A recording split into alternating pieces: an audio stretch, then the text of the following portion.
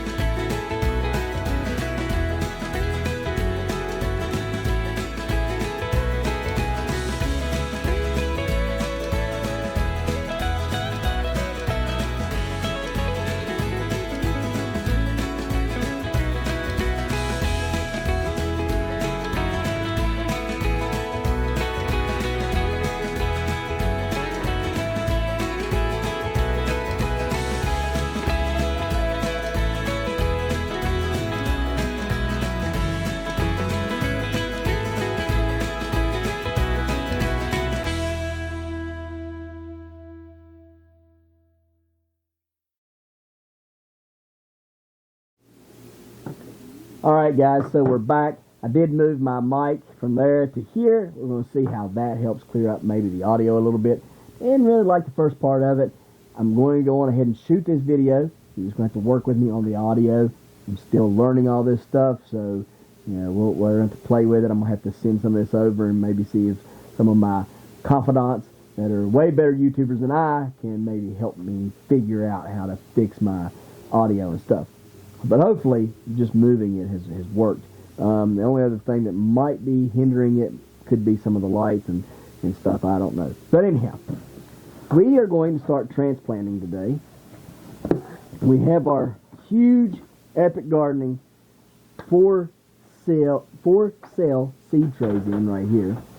All right, so we're going to be doing that. But we also got in the mail today a couple cool things. So one, we got our other raised beds in, so now we have all 3 raised beds.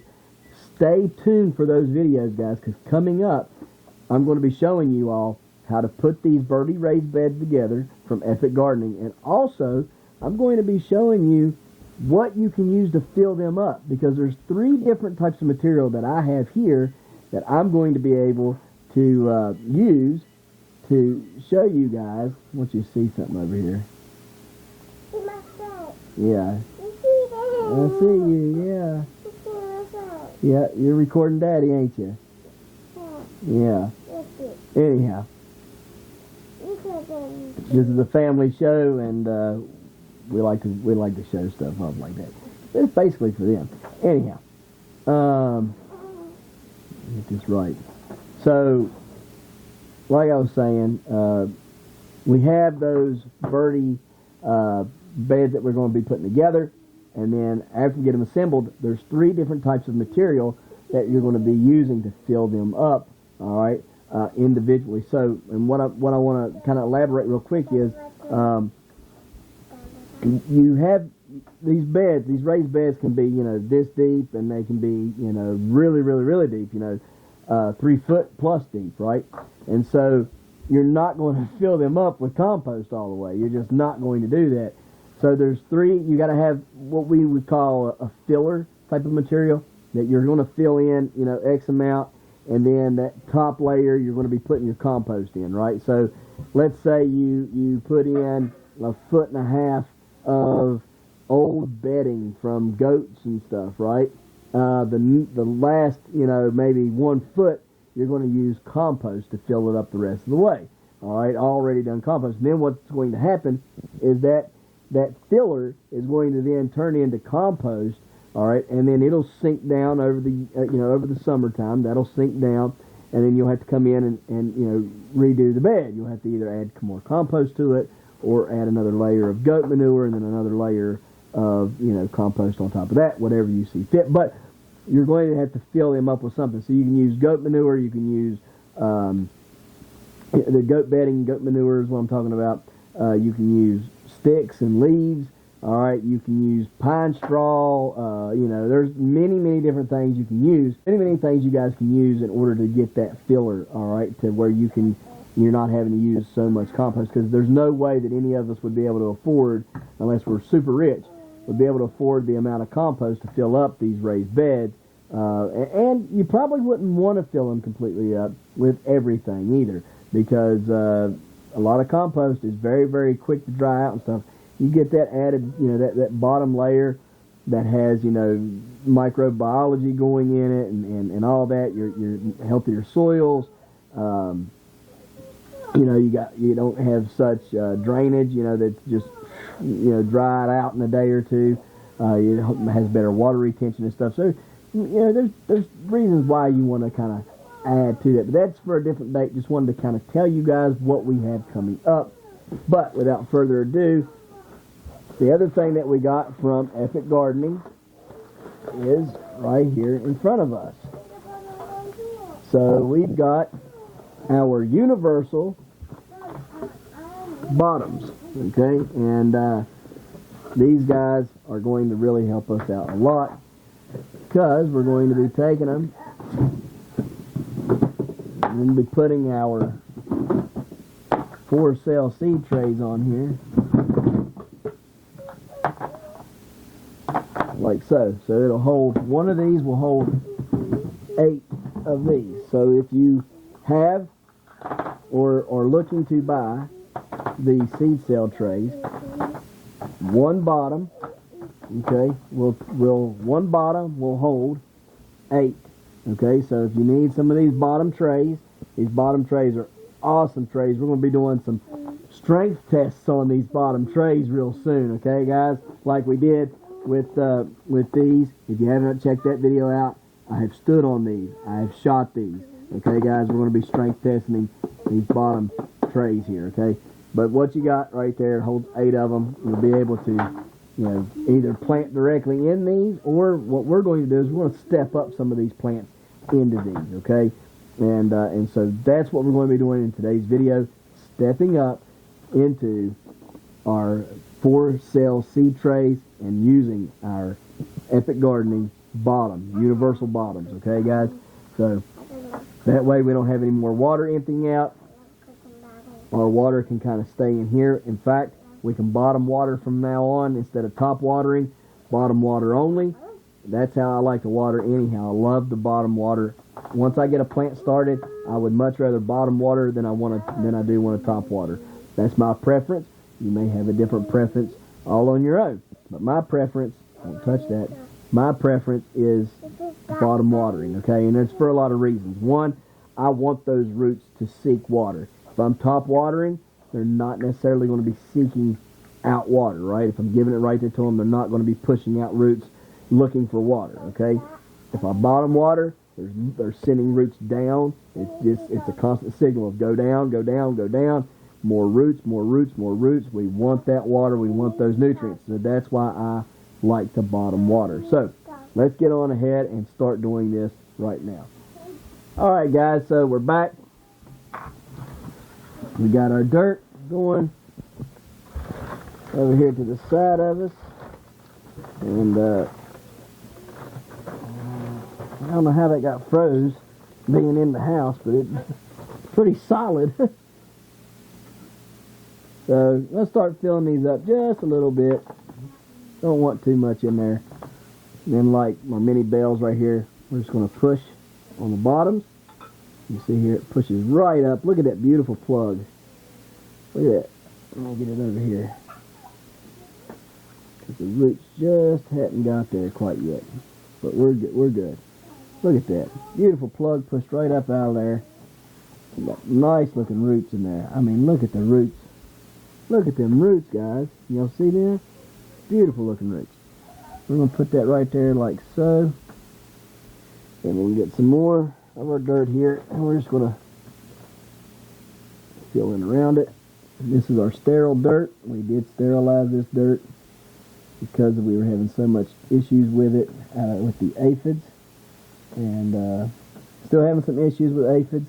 But no, they won't be contributing anything out of this dirt, because it's already been taken care of. But anywho, there are aphids still around, and we've got lots of lots of stuff we're going to have to try to use to get rid of them, because they are absolutely hammering my plants. So everybody can see what we're dealing with here. Oh, we got a baby cucumber starting. That's a good sign. Not really, but don't really want it there because it's a small plant. Look how much devastation these things are causing. These aphids are causing my plants. I mean, they're just full everywhere. I mean, they got a highway walking through here. Look. It's just so bad. Look at all of them. Aggravating pests. That's all right. I got something coming for them. It won't get here till Monday next week, though, and that stinks because it was supposed to have been here today. So we'll get it here and we'll get them killed out and taken care of.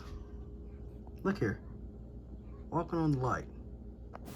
And I just can't stand for it. I just can't stand for it. So got our little popsicle stick made. I'm gonna put that right here in the side there. I want to mark them. I do not like my pepper plants being unmarked or having to guess at what it may be. Okay, don't like that at all. So next one, we're just going to put it right down in there. I like these seed cell trays. Look at that. I mean, the shovel fits down in it, guys. I mean, look there. Fits down in it perfectly. So love that. Love that about it. Stick that there. Again, these seed cell trays, these are just the same. Push through the bottom on these big ones, comes up. Look all you do. You stick your finger in there, and you push. Look at that. Look at how nice it's coming up out of there. It's a thing of beauty. Get this over here a little bit closer, so we can get it out of there without getting all the dirt everywhere. Put it in there like so. Get whatever remaining dirt is in there out and put into the bigger seed cell that we're stepping up to. We're going to be starting lots of different plants now in these seed cells that we're opening up. So that's why we're going ahead and doing this now, so we can do some more growing, some more seed starting. By the time summer or spring comes here, we're going to have so many plants growing in here, we're going to have basically a garden in the house. It's like that every year. Every year we got seeds already going and started, and by the time spring rolls around, my wife is absolutely just happy that it's here and we can start moving plants out. She doesn't. She gets very, very, very happy about that time of the year, because she has been so bombarded with plants everywhere. You know, it's not like I got a problem or anything, but you know. So plants are everywhere. She's happy though when they start moving outside where they belong, she says. So next up we have jigsaws. We have 4 of those right here. You see. And then we have 1 yellow Bequino, which we are going to leave there, because we also have yellow Bequinos here that we just planted. So we're going to be leaving these alone for right now on the ends, but we will plant something else in these right here. But we'll leave these ends alone till they come up and get pretty decent height. So, but anyhow, let's get these jigsaws apart and transplanted into where they need to go. So, again, we'll take our dirt. There's 4 of them, so I'm going to go on ahead and start on a new seed tray and get a new seed tray started. That way, all 4 of them can be in one by themselves, and I can go back and refer to my videos and know what I did. That's another part of the reason why I make videos, so I can always refer back to them to know what in the world I've done. Because sometimes, I'll be honest with you, I just forget. Just plain old forget what I do. So, there's that. Now, let's push this one out like so. These are going to be a little bit more difficult because they are 2 plants in each one. I'm going to show you how I separate them. I don't ever have a trouble with this. Okay, the dirt is fairly dry right now. Okay, and that's another reason why I'm doing it right now, because it's dry dirt, and they just come apart better when it's dry, I think. Now, you don't want it super dry. You just want it drier, drier than, you don't want it soppy wet. Soppy wet, they tend to stick to each other, and real dry, they tend to be too brittle and they break apart. So you want it just a little bit dry. All right, I just sit there and I just tap on them like this right here, getting the dirt loosened up. Okay, and then they eventually just let go. And you take them and kind of beat on them like that if you want.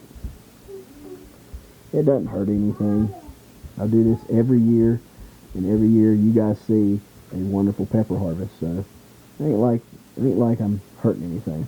And everything is going to get some Mycos, okay? Some Mycos and Azos, all right? So we're going to be giving plenty of that to all these new transplants today, all right? So if you're not using Azos and Mycos, you need to be, all right? Just going to let you know that right offhand. You need to be using a mycorrhiza, a good mycorrhiza, all right, and a good Azos. Well, there's only one Azos that I know of, but there is several mycorrhizas out there.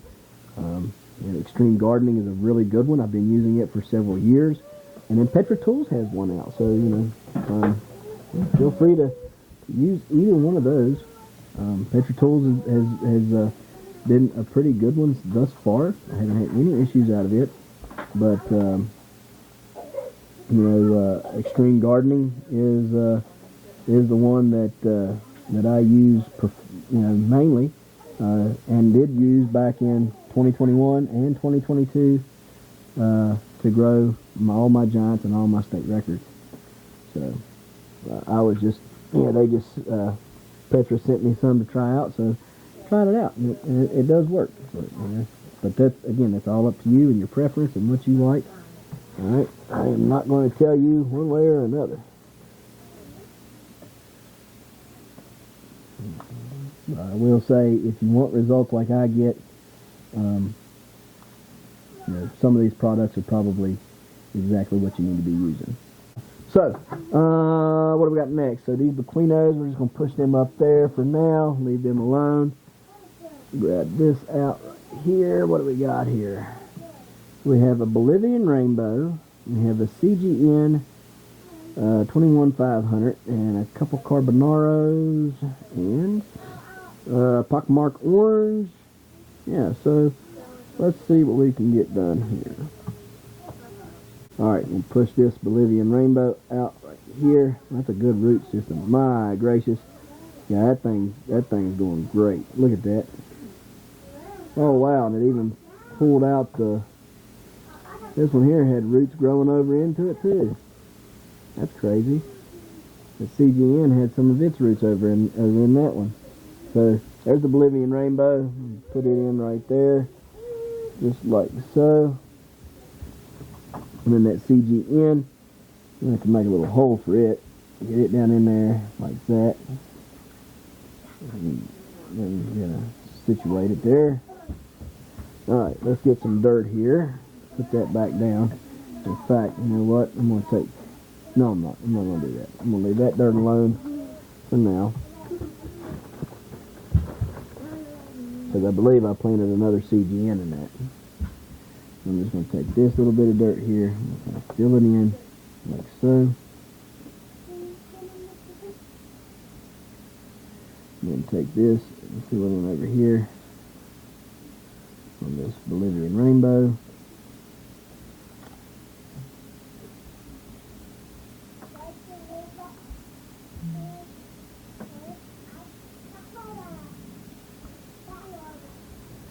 Alright, there we go. The rest of the dirt goes in there. So, the CGN 21500 right there. Bolivian Rainbow right here. We got that taken care of.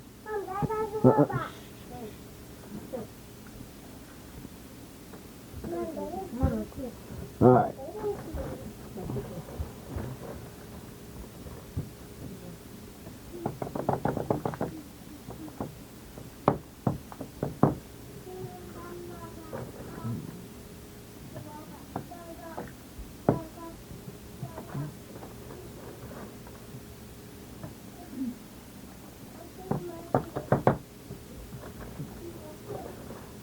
love these trays, y'all. Love these seed starting trays, and the bottom trays are going to be really good.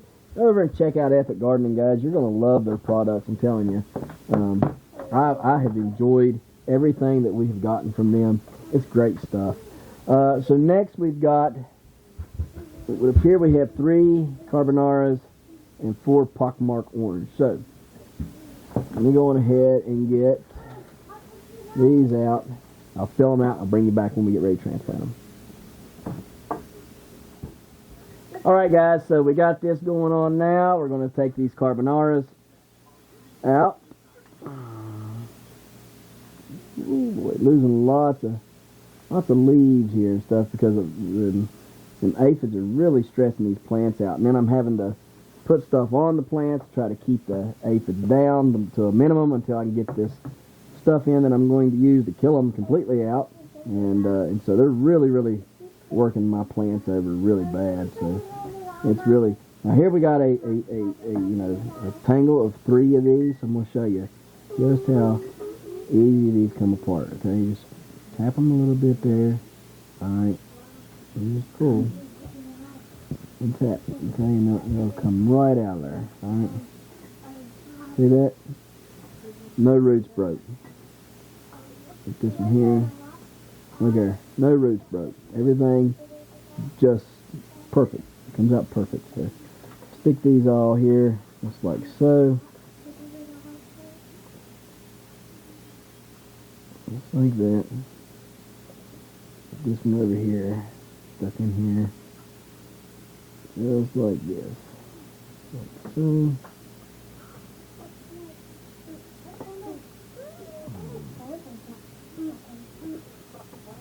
Alright. Now, let's get...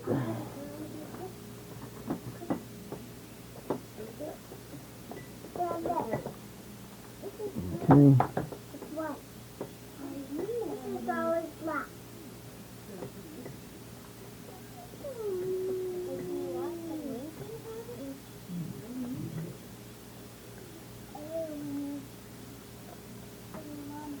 There we go. Got that. A little more dirt here. Fill this big one up here.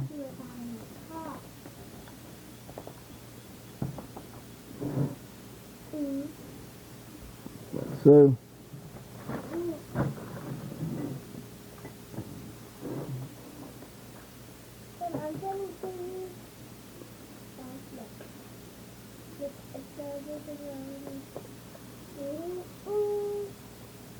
Alright, there we go. Carbonaras are done. We'll have that one open that we will put a single plant in, whatever it may end up being. Now we have our 4 pockmark orange that we're going to take out here, just like so. And we still have purple ghosts that we're looking to come up. Alright, so we'll leave that again, push it back there and wait for them to come up. I'm going to separate these 4 pockmark oranges here. Should be very, very simple to do. Yep, that one there fell right out. That one come right out, and these came right apart. There we go. That's what we wanted to see. So, this one here is the smallest. Put it right there, just like that. And guys, I really like the pockmark orange. It grew phenomenal for me last year, and it's a really big plant. In fact, that's the plant that I'm hopefully going to, and it grows really quick too. And hopefully it'll be the plant that I'm going to use to graft to and make the world record pepper plant tree, okay, with 80 to 100 varieties of peppers growing on one plant. That's the goal, okay?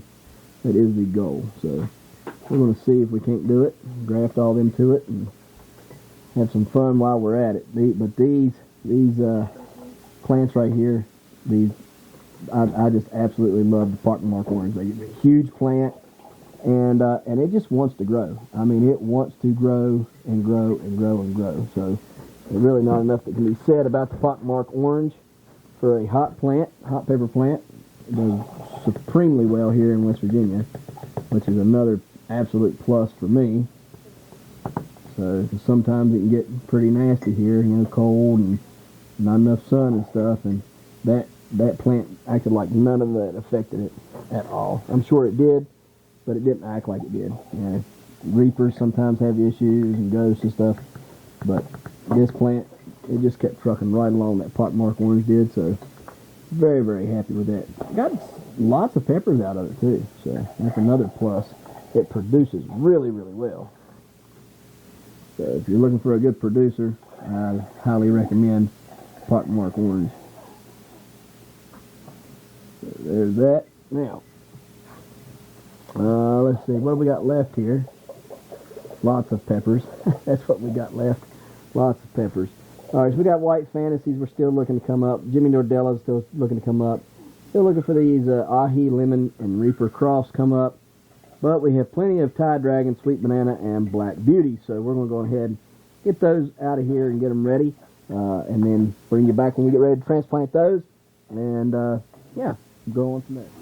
Okay, guys, so we're back. Getting ready to do these last few peppers here. We have one Black Beauty. We have several Sweet Bananas. And, oh goodness, Thai Dragons that we're going to be transplanting real quick. First, push them up. Man, that's a lot of roots in there. Come on out there, y'all. Come on out. There we go. We had some roots from the other plants on the other side in there. So I got them out. Separate them real quick.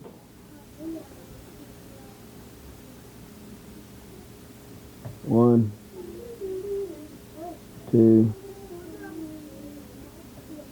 three, and four. There we go. So set them in there like that.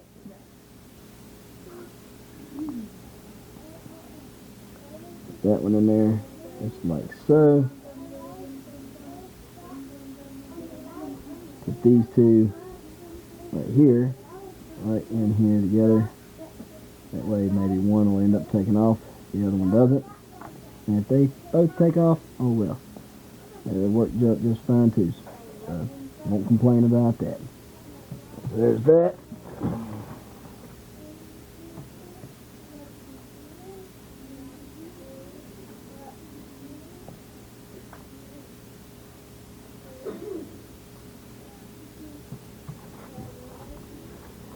Imagine how big these peppers are going to be by the time spring gets here. We'll have peppers producing already. I love it. I love it, love it, love it. Everybody else starts them, in my opinion, way too late. And I might get a little bit of an earlier start on them, but man, within a month of them getting in the ground, I've got peppers and I'm eating. And sometimes I'm eating even before then. So let's go ahead and get this Black Beauty out of here. I'm going to put it up in the front one right here, where we had that single plant there a little bit ago. That dirt shake out there.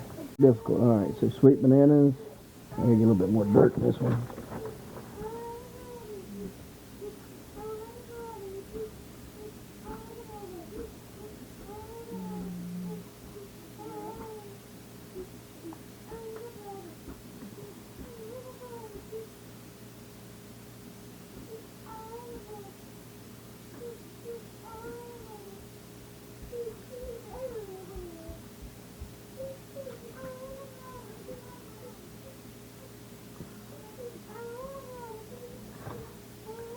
There's that.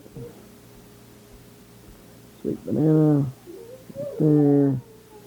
Sweet Banana there. Sweet Banana there. And Sweet Banana there. Thai Dragons. There. There. There. And there. Black Beauty. Right there. Now we have 7 more plants to do. Let me get that, and I'll do it, and we'll be done. But I'm going to go on ahead and let you guys go. If you have any questions, comments, concerns, you want to go ahead and post those down below. If you want to know where to get these, seed cell trays, or the universal bottom trays like you see down here. Again, pull one of them out here. They're really, really good. Made in the USA. All right. See the backs of them here. Super strong and durable. We're going to be doing some testing of these.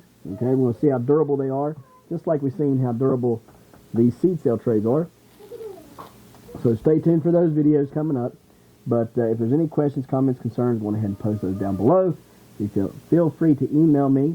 Go check out Epic Gardening at epicgardening.com. You click on the shop button. It'll take you directly over.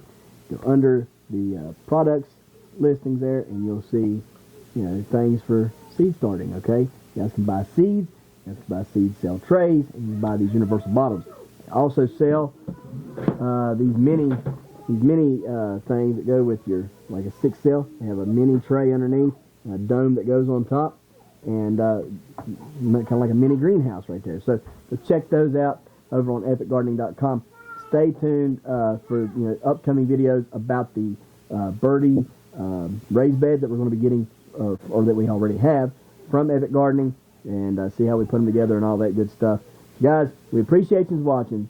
We'll see you tomorrow right here in the hollers and hills of West Virginia. Peace. Don't forget to smash that like button, that notification bell. Don't get the Good job. Here you go.